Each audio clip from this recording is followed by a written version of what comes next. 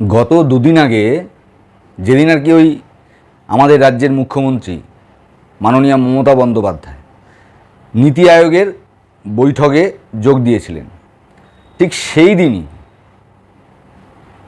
ভারত সরকারের একজন মন্ত্রী, প্রাক্তন জলসম্পদ উন্নয়ন তথা বর্তমান সংস্কৃতি এবং পর্যটন দপ্তরের মন্ত্রী মাননীয় গজেন্দ্র সিং শেখাওয়াত মহাশয় এই পশ্চিমবাংলায় পা রেখেছিলেন এবং এই পশ্চিমবাংলায় পা রেখে ভারতীয় জনতা পার্টির পার্টি অফিসে, মানে ভারতীয় জনতা পার্টির প্রদেশ কার্যালয়ে উনি একটি প্রেস কনফারেন্স করেছিলেন, উনি একটি সাংবাদিক বৈঠক করেছিলেন এবং সাংবাদিক বৈঠকে উনি আমাদের রাজ্যের নেতামন্ত্রীরা, মানে আমাদের রাজ্যের মুখ্যমন্ত্রী অভিষেক বন্দ্যোপাধ্যায়, যিনি তৃণমূলের সেকেন্ড ইন কমান্ড, এনারা ছোট বড় সব নেতারাই দেখবেন সবসময় এই কেন্দ্রের বঞ্চনার কথা বলেন, যে কেন্দ্র আমাদেরকে আমাদের পাওনা দিচ্ছে না, কেন্দ্র আমাদেরকে টাকা পয়সা আটকে রেখেছে, আমাদের সমস্ত টাকা পয়সা আটকে রেখেছে, সমস্ত খাতের টাকা পয়সা আটকে রেখেছে,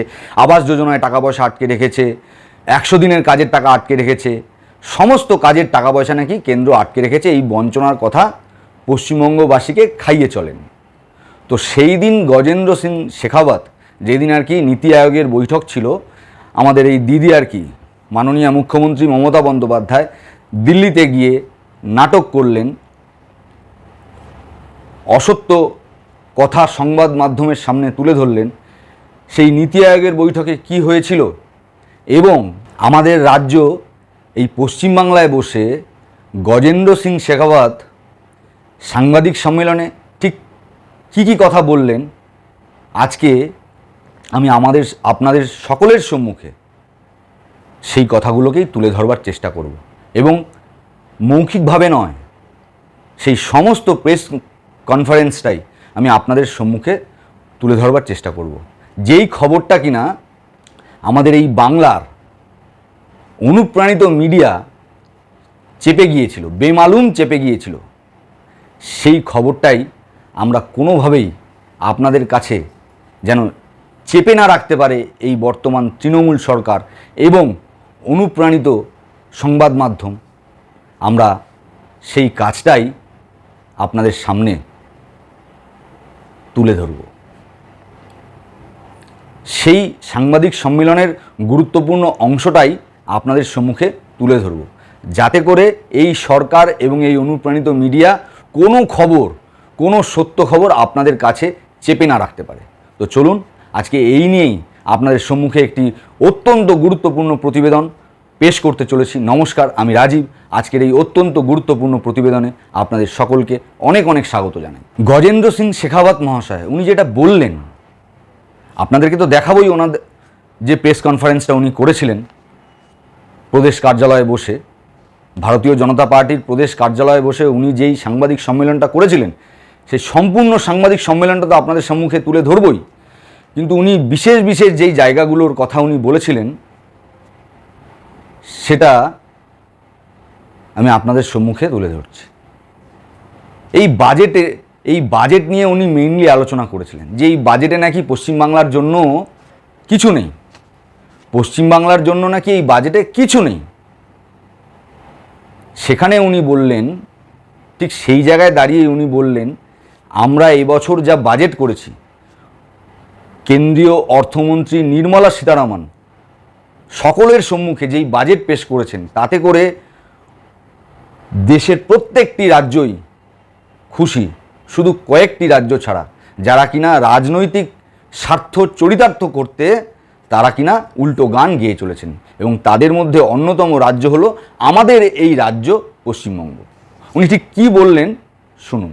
যেখানে গত 10 বছরে, মানে 2004 থেকে 2014, মানে ইউপিএ গভর্নমেন্টের সময়, মানে কংগ্রেসের সরকার যখন ছিল সেই সময় 2004 থেকে 2014 সাল পর্যন্ত এই 10 বছরে যেখানে রেলের পশ্চিমবাংলার জন্য বরাদ্দ করেছিল, মানে রেলের পরিকাঠামোর উন্নতির জন্য এই পশ্চিমবাংলার জন্য বরাদ্দ করেছিল 4380 কোটি টাকা, সেখানে প্রায় এই 2024 সালেই 2014 সাল থেকে আপনারা সবাই জানেন যে এনডিএ সরকার প্রতিষ্ঠিত হয়েছে, ভারতীয় জনতা পার্টি নেতৃত্বাধীন এনডিএ সরকার আর কি দেশ শাসন করছেন। সেই 2014 সাল থেকে 2023 সাল পর্যন্ত এই 9 বছর ছেড়ে দিন, এই 9 বছরের হিসেব বলেননি উনি। শুধুমাত্র 2024 সালেই নাকি প্রায় 12,000 কোটি টাকা রেলের পরিকাঠামোর উন্নতির জন্য নাকি বরাদ্দ করা হয়েছে। ভেবে দেখুন, কোথায় 4,370 কোটি আর কোথায় 11,970 কোটি, মানে প্রায় 12,000 কোটি। ভেবে দেখুন, আপনারাই ভেবে দেখুন।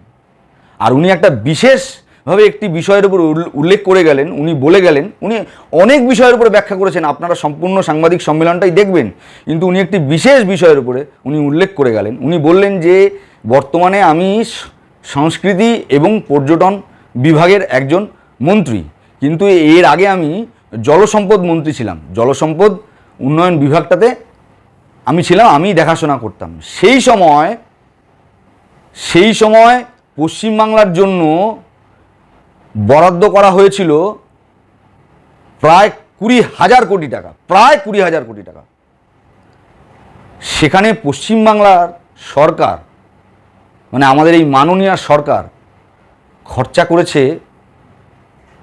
11,000 কোটি টাকার কিছু বেশি, মানে 11,200 কত কোটি টাকা, মানে 200 সামথিং টাকা খরচা করেছে, মানে 11,200 বেশি কিছু টাকা, মানে কোটি টাকা খরচা করেছে।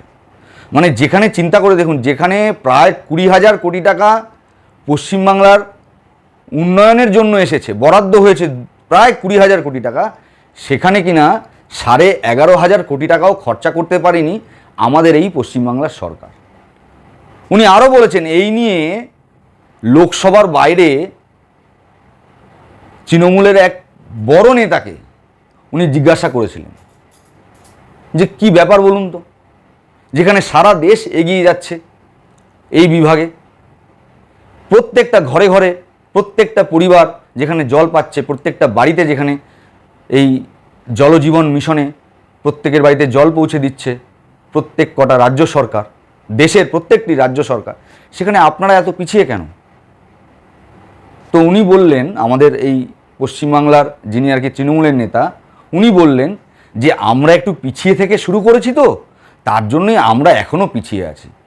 তো গজেন্দ্র সিং শেখাওয়াত ওনাকে বললেন যে আপনারা আর উত্তরপ্রদেশ, মানে পশ্চিমবঙ্গ আর উত্তরপ্রদেশ প্রায় একই জায়গায় থেকে শুরু করেছিল, প্রায় একই জায়গা থেকে শুরু করেছিল। যেখানে উত্তরপ্রদেশ সরকারকে 2.5 লক্ষ লোকের বাড়িতে জল পৌঁছে দিতে হতো, মানে 2.5 লক্ষ পরিবারকে জল পৌঁছে দিতে হতো, সেখানে আপনাদেরকে পৌঁছে দেওয়ার কথা ছিল 2,25,000 পরিবারকে জল পৌঁছে দেওয়ার কথা। মানে উত্তরপ্রদেশ 2.5 লক্ষ পরিবার আর আমাদের পশ্চিমবাংলা সরকারকে 2,25,000 পরিবারকে আর কি জল পৌঁছে দেওয়ার কথা তাদের বাড়িতে। সেখানে উত্তরপ্রদেশ সরকার 80% বাড়িতে আর কি, মানে 2,50,000 পরিবারের প্রায় 80% বাড়িতে জল পৌঁছে দিয়েছে। অথচ পশ্চিমবাংলা সরকার, মানে আমাদের এই পশ্চিমবঙ্গের সরকার, তৃণমূল কংগ্রেস সরকার এখনও নাকি 50% বাড়িতে জল পৌঁছে দেওয়ার জন্য লড়াই করছে।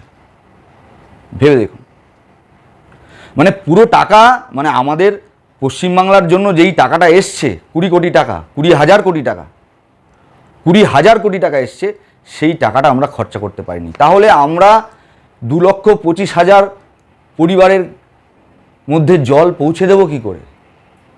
2,25,000 বাড়িতে জল পৌঁছে দেবো কী করে? খরচাই তো করিনি, টাকা এসছে, টাকা ফেরত চলে গেছে। ওই বাম জামানার মতন ঘটনা।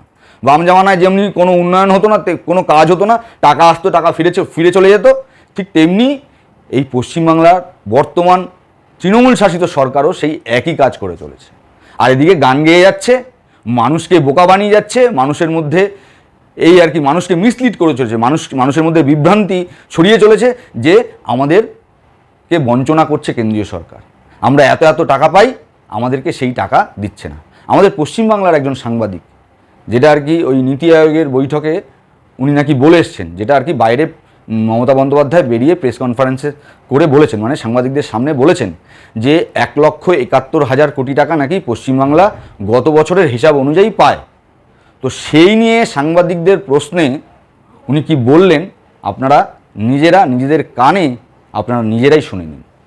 আর আজকে আমি এই গজেন্দ্র সিং শেখাওয়াত মহাশয় এই ভিডিও কনফারেন্সটা দিয়েই আজকে আমার এই প্রতিবেদনটি শেষ করব। আপনারা শুনুন গজেন্দ্র সিং শেখাওয়াত মহাশয় কি বললেন, আর আপনারা নিজেরাই ভাবনা চিন্তা করুন, করে দেখবেন যে পশ্চিমবাংলার মানুষকে প্রকৃতভাবে কারা বঞ্চিত করছে, বর্তমান ভারত সরকার না বর্তমান আমাদের এই পশ্চিমবাংলার সরকার, মানে এই তৃণমূল সরকার। এই নিয়ে আপনাদের যদি কিছু বলবার থাকে অবশ্যই আপনারা কমেন্ট বক্সে কমেন্ট করে জানাবেন। আমার এই ব্যাখ্যা আপনাদের সম্মুখে যে আমি এই ব্যাখ্যা তুলে ধরলাম, এই ব্যাখ্যা ঠিক না ভুল অবশ্যই কমেন্ট বক্সে কমেন্ট করে জানাবেন। আজকের মতো এখানেই বিদায় নিচ্ছি। আপনারা সবাই ভালো থাকবেন, সুস্থ থাকবেন। জয় হিন্দ, বন্দে মাতরম, ভারত মায়ের জয় হোক। দেখুন গজেন্দ্র সিং শেখাওয়াত মহাশয়ের সেই ঐতিহাসিক, যেটা গত দুদিন আগে করেছিলেন, আমাদের এই অনুপ্রাণিত মিডিয়া বেমালুন চেপে গিয়েছিল, সেই প্রেস কনফারেন্সটি আপনাদের সম্মুখে আমি তুলে ধরলাম। इस बजट में अनेक घोषणाएं की गई है, अनेक चर्चाएं की गई है। सभी राज्यों ने सभी जगह मोटे तौर पर स्वागत किया। कुछ राज्यों का पॉलिटिकल कंपल्शन है कि उसके चलते हुए वो राज्य और राज्य की सरकारें कि अपने पॉलिटिकल कंपल्शन के चलते हुए शायद 1,40,000 करोड़ रुपए के आसपास कुल मिलाकर के 10 साल में मिला था। और पिछले 10 साल में माननीय मोदी जी की सरकार में, और पिछले 5 साल में, ये 5 साल में तो 9 से 14 तक और 19 से 24 तक इसकी तुलना अगर करें, पिछले 5 साल में वो राशि 1,40,000 करोड़ से बढ़कर के 5,36,000 करोड़ रुपए हुई है। और उसके अलावा इस 5,36,000 करोड़ रुपए के अलावा जो प्रधानमंत्री गरीब कल्याण अन्न योजना है, जिसके चलते गरीबों को मुफ्त में राशन मिल रहा है, उसके तहत 80,000 करोड़ रुपए वेस्ट बंगाल को एडिशनल मिला है। और इसके साथ साथ में फर्टिलाइजर सब्सिडी, जो दुनिया में फर्टिलाइजर्स की प्राइस बढ़ने के चलते हुए फर्टिलाइजर सब्सिडी का लोड बढ़ा, उसके चलते हुए जो संकट आया, 30,000 करोड़ रुपए एडिशनल ग्रांट वेस्ट बंगाल को मिली है। इसलिए सिर्फ ये जनता को जो न समझते हो उनको समझाने के लिए, अपने राजनीतिक लाभ के लिए इस तरह का दोषारोपण करना उचित नहीं। अगर मैं केवल रेलवे के दृष्टिकोण से बात करूं, जहां 4 से 14 तक तो उस 10 साल के पीरियड में जो है वेस्ट बंगाल को 4,098 करोड़ रुपए मिला था, उसके कंपैरिजन में इस साल केवल एक साल में 11,900 करोड़ रुपए का बजट एलोकेशन वेस्ट बंगाल के रेलवे इंफ्रास्ट्रक्चर के अपग्रेडेशन के लिए घोषित हुआ है। कितना % ग्रोथ होता है?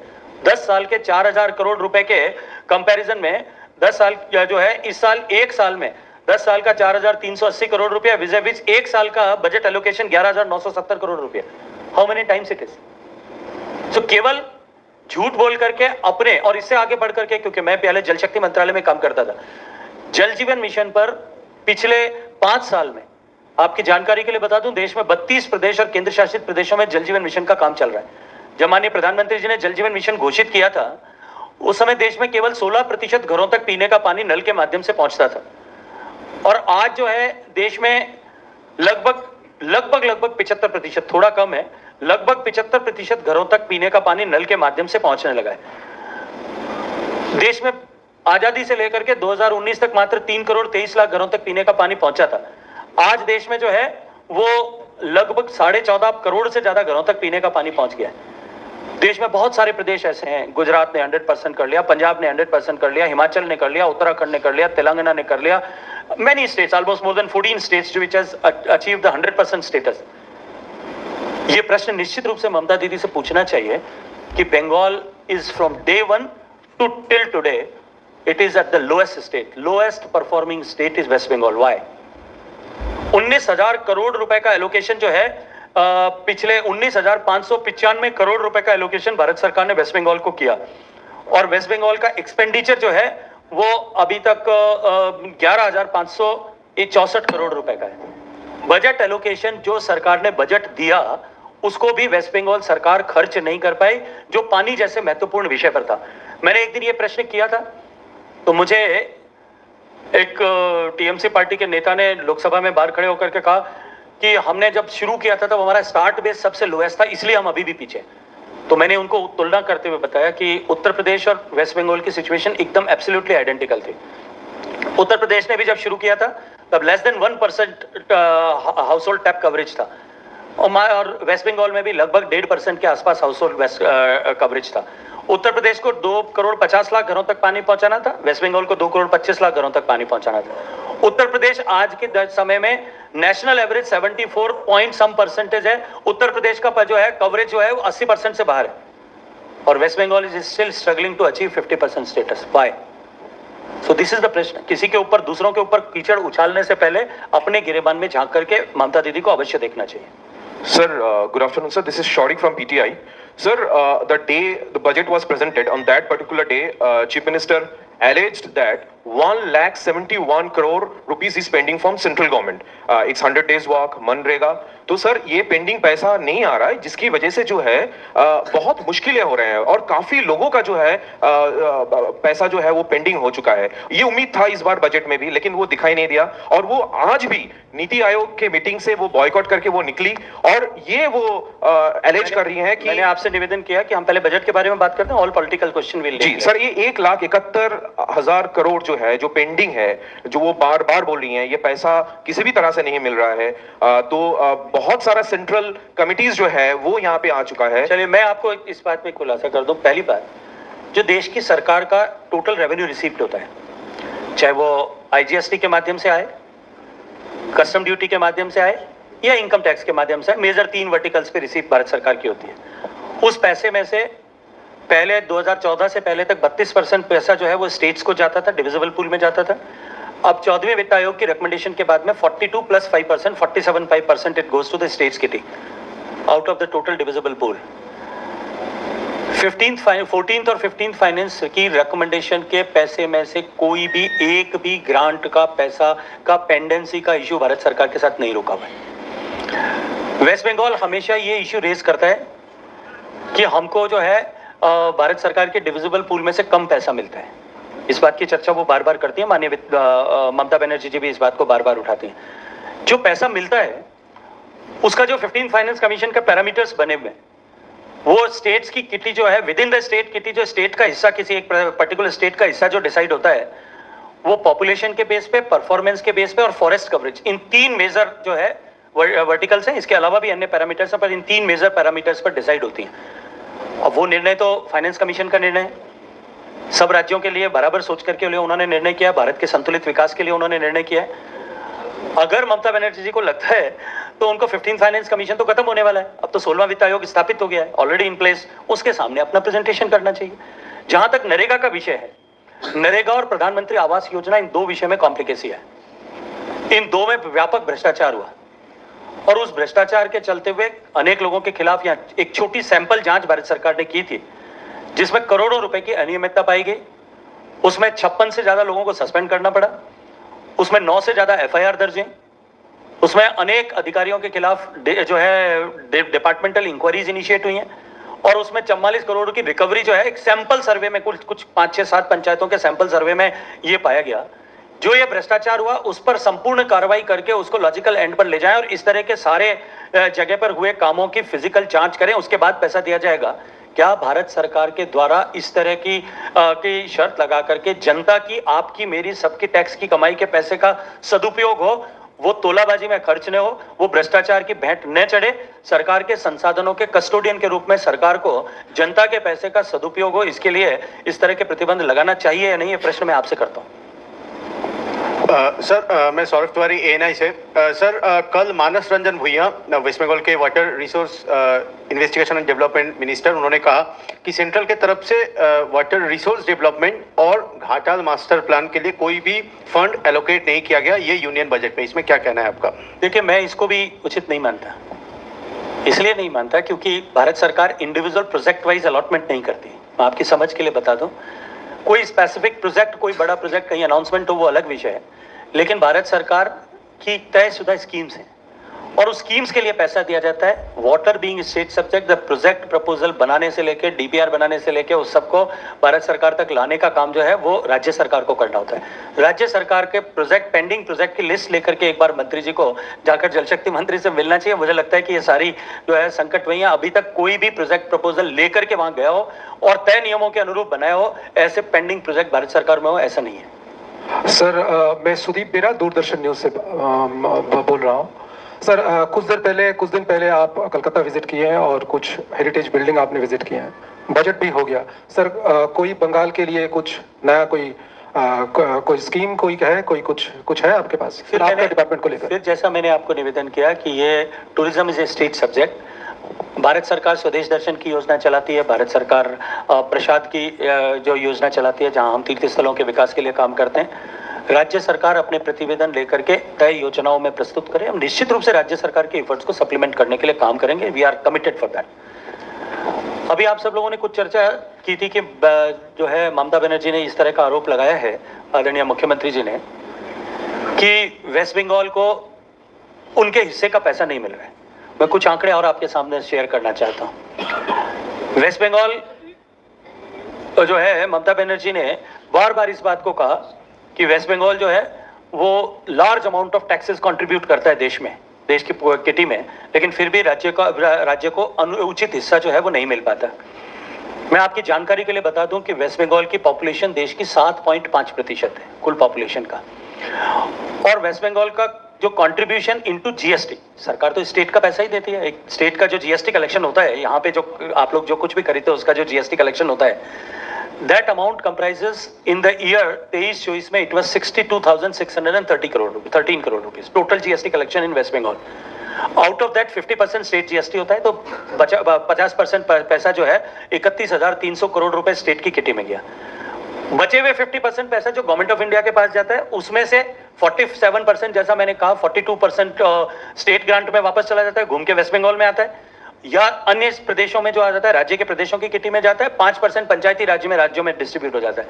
भारत सरकार के पास में उस पूरी किटी में, यूनियन किटी में जो पैसा बचता है दैट इज 19,000 करोड़ रुपीस, और उसके अगेंस्ट में भारत सरकार ने पिछले टोटल कलेक्शन जो भारत सरकार का है 15,23,000 करोड़ रुपए, उसके अगेंस्ट में वेस्ट बंगाल का contribution is only 4.11%।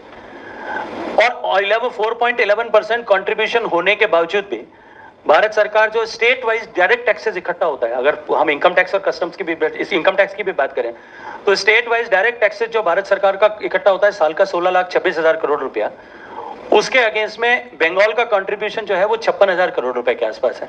So it is 3.5%, it is somewhere 3.46%। जबकि सेंट्रल गवर्नमेंट भारत के सरकार की किटी के टोटल डिविजिबल पूल में से 7.53% पैसा वेस्ट बंगाल को देती है। डायरेक्ट टैक्सेस में वेस्ट बंगाल का कंट्रीब्यूशन 3.46% है।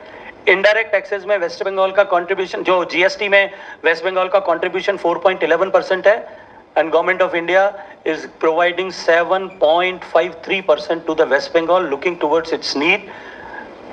और जो है डिवोल्यूशन ऑफ टैक्सेस में और ग्रांट इन एड अगर मैं सबको जोड़ दूं तो भारत सरकार की किटी का 8.51% पैसा जो है वो वेस्ट बंगाल को मिलता है। अब ये आरोप कहां तक जाया जाए कि वेस्ट बंगाल को बहुत ज्यादा टैक्स देते हुए भी कम पैसा मिल रहा है।